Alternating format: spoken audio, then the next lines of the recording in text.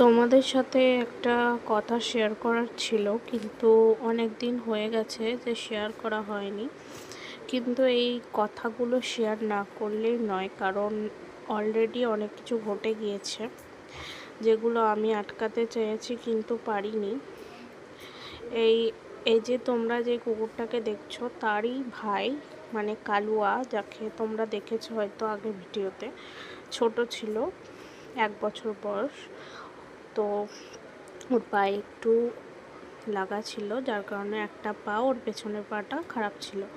তো ওকে হোলির পরের দিনকে কে একজন মেরে দিয়ে আমাদের বাড়ির সামনে ড্রেনে ফেলে দিয়ে গিয়েছিল।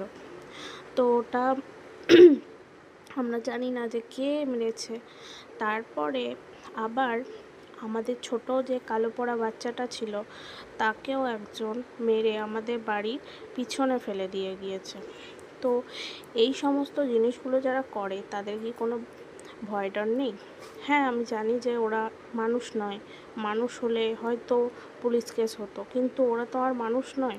কিন্তু ওদেরও প্রাণ আছে, ওদেরকে মারলেও পাপ লাগে, এটা হয়তো কেউ জানে না।